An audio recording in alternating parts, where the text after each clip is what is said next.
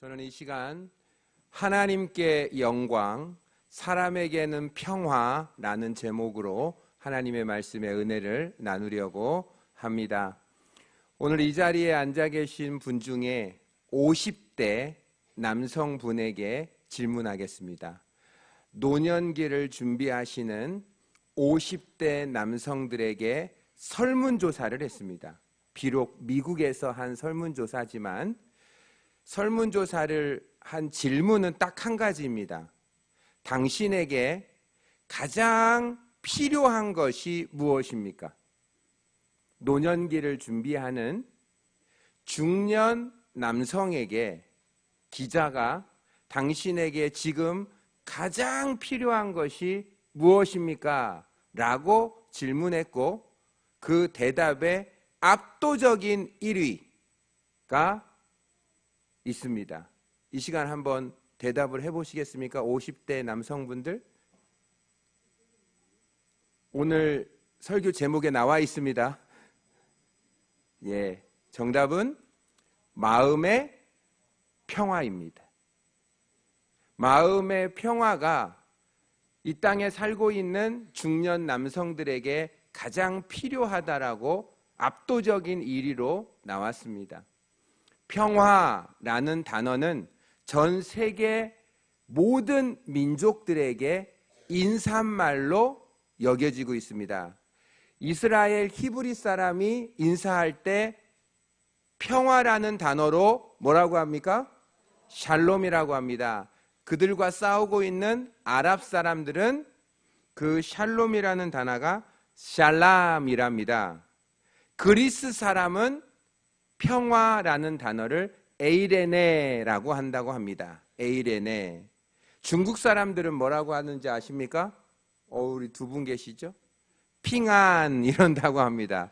써있기는 평안인데 맞다고 합니다. 고개 끄덕거리십니다. 핑안이라고 하신답니다. 한국 사람은 뭐라고 하는지 아십니까? 안녕하십니까? 평안하셨습니까? 라고 밤새 평안하셨습니까? 라고 묻는 것이 우리 조상들의 인사법이었습니다.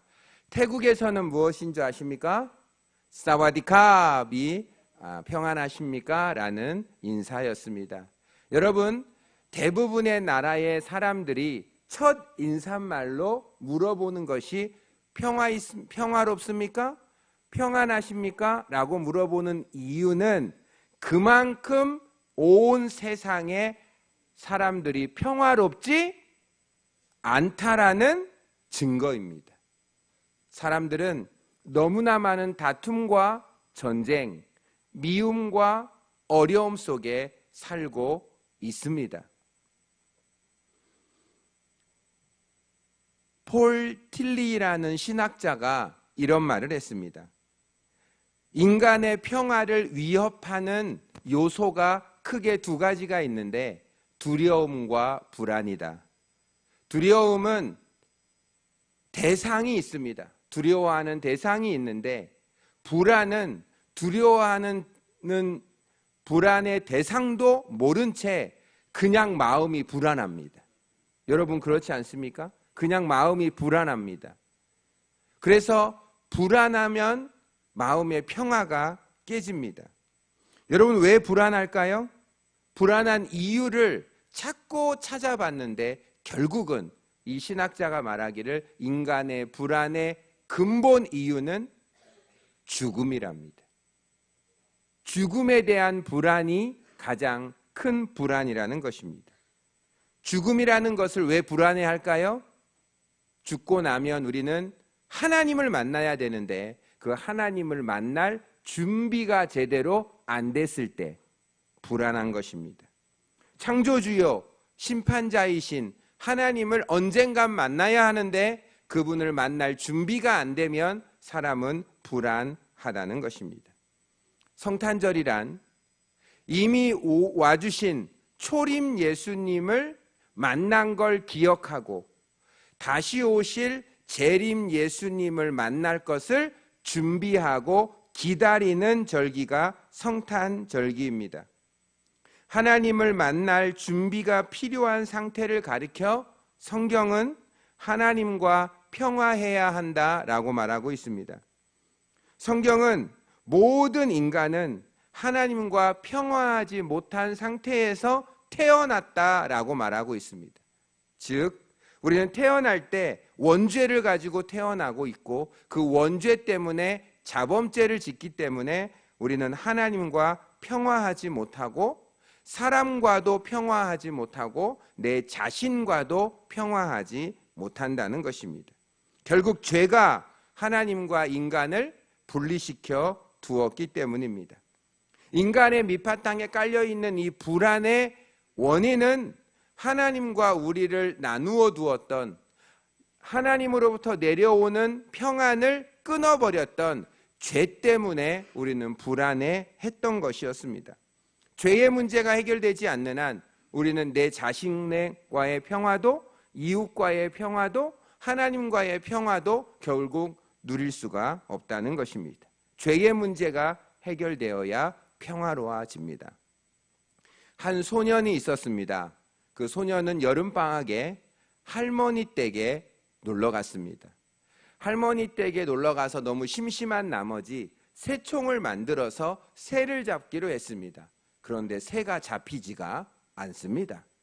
그래서 하루 종일 허탕치고 저녁에 집에 돌아왔는데 마당에 오리가 띠뚱거리며 걸어갑니다. 근데 그 오리는 할머니가 너무 애지중지 키우는 오리임은 이미 알고 있습니다. 그런데 이 소년은 이미 하루 종일 허탕친 마음을 달래고자 새총으로 그 오리를 쐈는데 그 안 맞던 새총이 맞아서 오리의 머리에 명중시켜서 오리가 직사해버렸습니다. 기분은 좋은데 두려움이 밀려옵니다. 할머니가 이토록 중요하게 여겼던 오리를 죽였다라는 죄책감에 빠져버렸어요. 그리고 그것을 몰래 마당 뒤쪽에 파묻어서 숨겨서 완전 범죄를 하는 듯 싶었는데 여동생이 옆에서 다 지켜보고 있었습니다. 여동생을 보는 순간 너무 놀란 나머지 제발 이것을 비밀로 해달라고 여동생에게 간절히 부탁했고 여동생은 비밀로 해주기로 약속을 했습니다. 저녁을 먹는데 밥맛이 별로 나지 않습니다. 먹어야 되는데 할머니는 자꾸 오늘 어떻게 지냈냐고 물어보는데 대답하기도 어렵고 눈도 맞추기가 어렵고 너무 안절부절을 했습니다. 그리고 나서 식사가 끝난 후에 이제 방으로 돌아가려고 하는데 여동생이 부릅니다. 오빠, 설거지 좀 하세요 라고 합니다. 이건 너 당번이잖아. 오늘 내 당번 아닌데 했더니 그럼 할머니한테 말해도 됩니까? 이러는 거예요. 그럼 내가 할게 하고 설거지를 열심히 했습니다.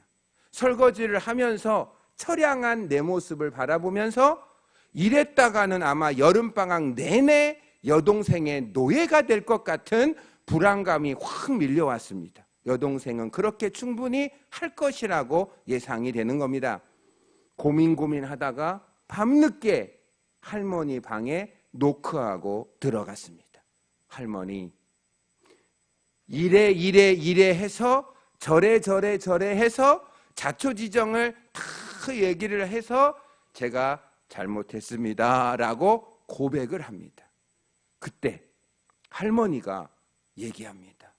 얘야, 사실은 내가 2층에서 청소하다가 너가 새총으로 내가 그렇게 소중히 여기는 오리를 죽이고 그리고 그걸 어딘가 가져가다가 파묻은 것을 내가 다 보았단다.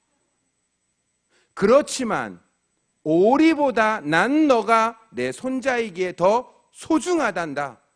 오리는 어차피 죽었으니 더 이상 마음에 죄책감을 가지지 말고 그래 다시는 그러지 말아라고 용서해주고 그를 아는 후에 축복 기도까지 해준 겁니다.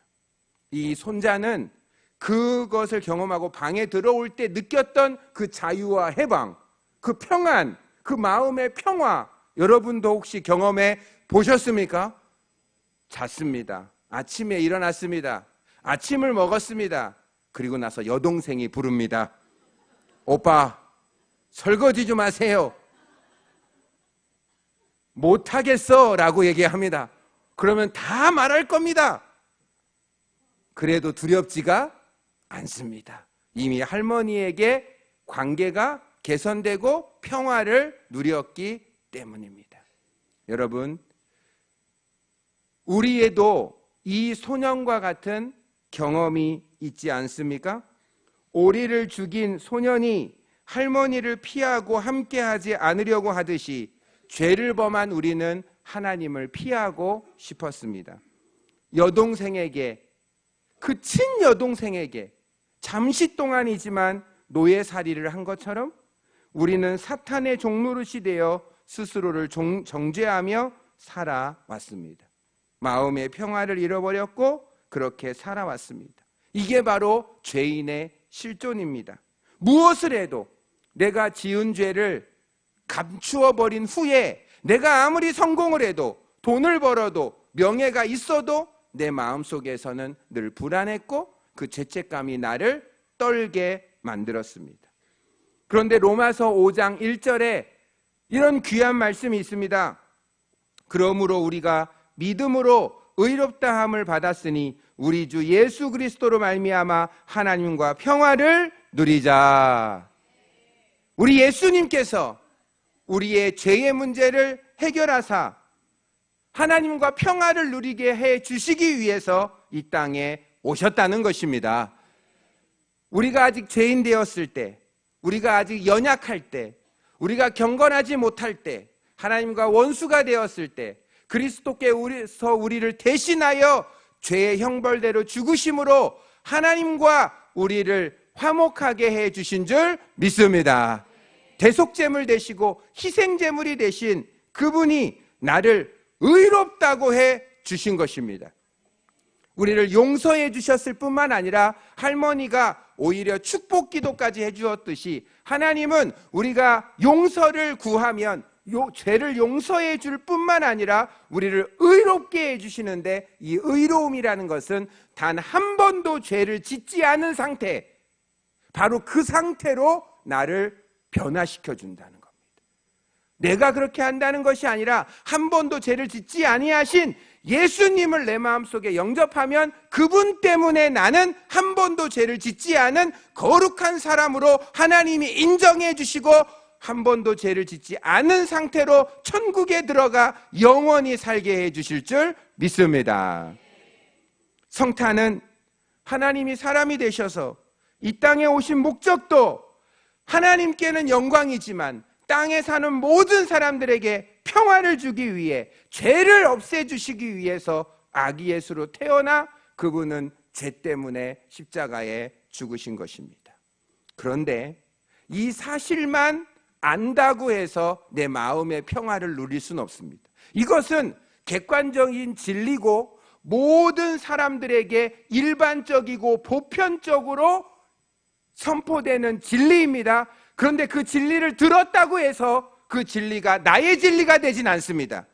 이제 저는 여러분께서 들으신 이 진리를 나의 진리가 되게 하시고 나에게 있는 불안을 없앨 수 있는 하나님이 주신 방법에 대해서 말씀드리고 기도의 제목을 삼고 나아가기를 원합니다. 어떻게 하면 우리는 이 객관적이고 보편적이며 일반적이어서 모든 세대에 모든 사람들에게 적용될 수 있는 이 진리가 나에게도 적용돼서 내 마음속의 불안을 없앨 수 있을까요? 첫째는 평화의 예수님을 영접하고 그분에게 예배해야 될 줄 믿습니다. 평화의 예수님을 영접하십시오. 영접한 후에 그분을 예배하십시오. 에베소서 2장 14절에 보면 그는 우리의 화평이신지라. 예수님은 우리를 평화롭게 하시는 피스메이커로 이 땅에 오셔서 둘을 하나로 만드시고 원수된 것 곧 중간에 막힌 죄의 담을 예수님의 육체로 헐어버리셨던 예수님은 화평이십니다. 이사야서 9장 6절에 보면 이는 한 아기가 우리에게 낳고 한 아들을 우리에게 주신 바 되었는데 그의 어깨에는 정사를 메었고 그의 이름은 기묘자라 모사라 전능하신 하나님이라 영존하신 아버지라 평강의 왕이라 할 것임이라. 평강의 왕으로 이 땅에 오신 아기 예수, 전능하신 하나님, 영존하시는 아버지, 평강의 왕이 오늘 이 땅에 오신 아기 예수님의 본체인 것입니다. 평강의 왕으로 오셨습니다. 마태복음 2장 9절에서 11절을 보면 박사들이 왕의 말을 듣고 갈새 동방에서 보던 그 별이 문득 앞서 인도하여 가다가 아기 있는 곳 위에 머물러 서 있는지라. 여러분 놀랍지 않나요? 이란, 이라크에서 하늘의 별을 연구했던 점성술사가 유대인의 왕인 의미를 가진 별이 뜬 걸 보고 그 별 따라서 수백 킬로를 걸어왔는데 그 별이 인도하는 것을 따라서 예루살렘까지 왔다가 별이 없어졌어요. 그러니 어떻게 합니까? 그래서 예루살렘의 헤롯에게 찾아간 거예요. 그랬더니 헤롯이 알려줍니다. 유대의 다윗의 동네 베들레헴에서 목자가 태어날 거라고 성경에 기록되어 있습니다. 그 말을 듣고 베들레헴 쪽으로 가는데 별이 다시 떠올라요. 때로는 별이 나를 인도했다가 별이 사라질 때도 있어요. 그리고 다시 떠오를 때가 있어요. 이것이 바로 하나님의 말씀을 의미하는 거예요. 별을 따라가야 예수님을 만나게 될 줄 믿습니다. 별을 따라가세요. 별이 또 딱 떠올라서 그 별 따라갔더니 강보에 쌓인 구유에 누인 아기 예수님을 만나게 된 것입니다. 그 당시에 내비게이션이 없어요. 별을 따라갔다는 겁니다. 그리고 10절에 그들이 별을 보고 매우 크게 기뻐하더라. 집에 들어가 아기와 그의 어머니 마리아와 함께 있는 것을 보고 엎드려 아기께 경배하고 보배합을 열어 황금과 유향과 몰약을 예물로 드리니라. 이렇게 드리고 나서 이 동방박사는 아마 하나님으로부터 평화의 선물을 얻게 된 줄 믿습니다.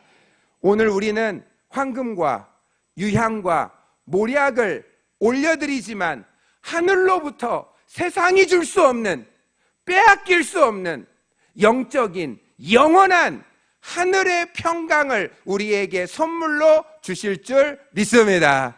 돈으로 못 삽니다. 돈으로 살 수 없는 그 마음의 평화를 하늘로부터 우리에게 내려주는 시간이 예배 시간인 것입니다.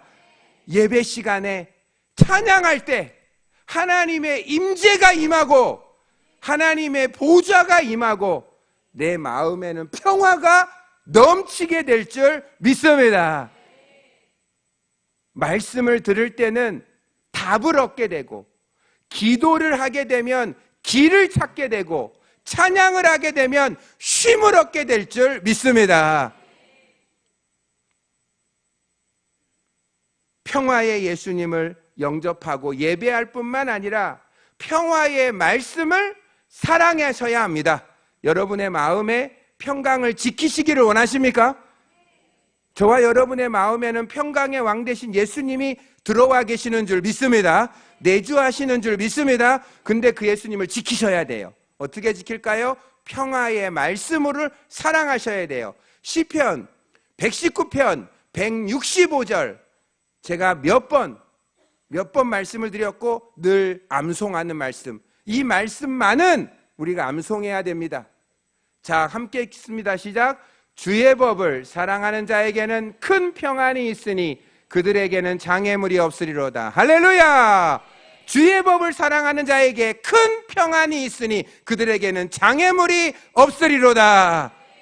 이 말씀을 우리는 암송하고 말씀을 들을 때마다 하나님이 말씀을 듣는 이 시간 내게 큰 평안이 있게 될 줄 믿습니다. 장애물이 없어질 줄 믿습니다. 그게 저의 믿음이고 여러분도 그걸 화답하시기를 원합니다.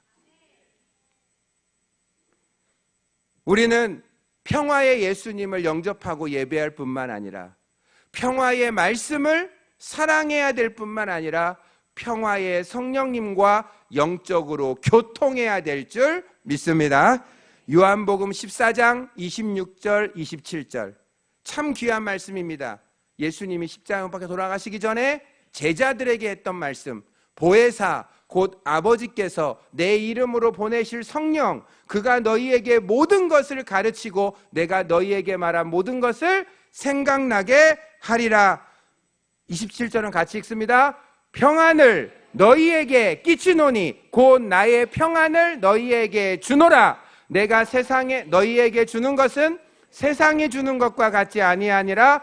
너희는 마음에 근심하지도 말고 두려워하지도 말라. 할렐루야.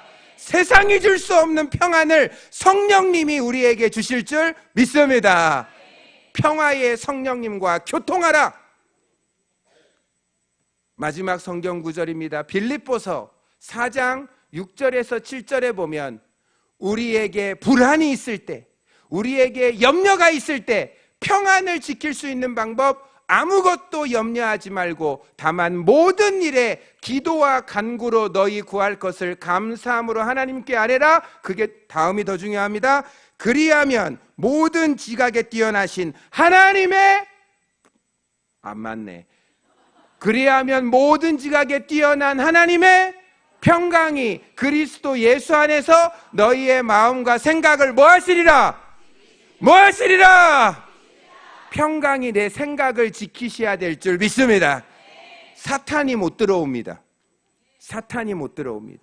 내 마음과 생각을 그리스도의 평강이 지켜주시면 악한 생각, 부정적인 생각, 미움의 생각은 한 길로 왔다가 7길로 떠나가게 될 줄 믿습니다. 기도하겠습니다.